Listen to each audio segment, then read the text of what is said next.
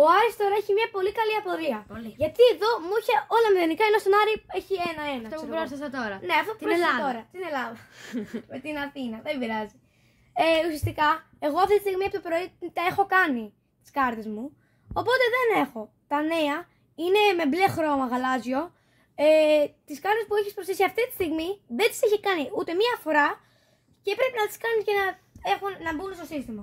Ο άλλος, ξέρω εγώ, έχει ένα γαλάζιο, το οποίο είναι η κάρτα που πρόσθεσε με την Ελλάδα και την Αθήνα, που ουσιαστικά δεν την έχει κάνει ακόμα.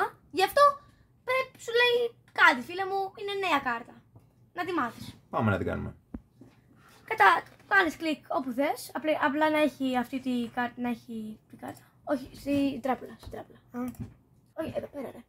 What? Εδώ. Μιλείτε τώρα. Ελλάδα. Πατάς ή το προβολή απάντηση στο space, Αθήνα, τώρα εδώ σου λέει. Ξανά. Πατάς ή το ένα ή το ξανά. Δύσκολο. Ή το 2 ή το αντίστοιχα 3-4. Και εδώ σου λέει μικρότερο από να ένα το εξηγήσουμε γιατί κάποιος μικρότερο... δεν μπορούσε να τραβά και τα δύο. Λοιπόν, μπορείς να το επιλέξεις με το mouse πόσο θέλεις να το ξαναδείς, πόσο δύσκολο είναι, πόσο καλά το θυμάσαι και πόσο εύκολο. Και ο Αντώνης μας είπε ότι υπάρχουν και συντομεύσεις στο keyboard. 1, 2, 3, 4. Ωραία, το 1 είναι το ξανά, το 2 είναι το δύσκολο, το 3 είναι το καλά. Θα είναι το εύκολο. Ναι, ακριβώς. Εύκολο. Έφυγε.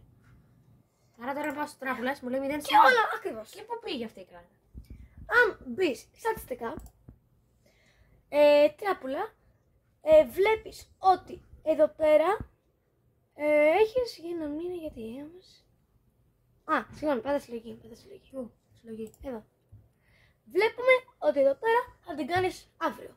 Όχι σε 5 μέρες, συγγνώμη.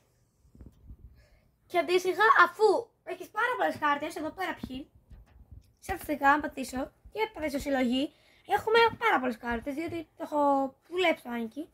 Εδώ πέρα είναι σε πόσες μέρες θα κάνεις ποιες κάρτες. Ξέρω εγώ σε 20 μέρες θα κάνω 13 κάρτες και να είναι αγγλικά τεστ, για companion και για γλώσσα. Άρα, εν συντομία, Άρη, θα την ξανακάνεις αύριο. Και αύριο λοιπόν, αν πας και ανοίξεις το Άνκι και τράπουλα, όχι αύριο, σε 5 μέρες. Αλλά αντίστοιχα, συστήνεται κάθε μέρα, Αντώνη, κανονικά να ανοίγεις να βλέπεις τη τράπουλα. Ιδιαίτερα όταν είσαι σε περίοδο που θέλεις να μάθεις εντατικά. Είναι αυτό. Κάθε μέρα, μία φορά και αναλόγως πόσες τράπουλες έχεις, 20 λεπτά την ημέρα. Εδώ πέρα επίσης είναι η μελέτη. Είναι αυτό που είχαν στην επανάληψη στη νέα. Είναι με κόκκινο χρώμα και είναι ουσιαστικά οι κάρτες που δεν τις ήξερες καλά και πρέπει να τις ξανακάνεις αυτή την μέρα. Και η επανάληψη είναι αυτές οι κάρτες που σου ήρθανε από μια άλλη μέρα που τις είχες ξανακάνει. Και ήρθε η μέρα που πρέπει να τις ξανακάνεις και είναι απλά τις ξανακάνεις.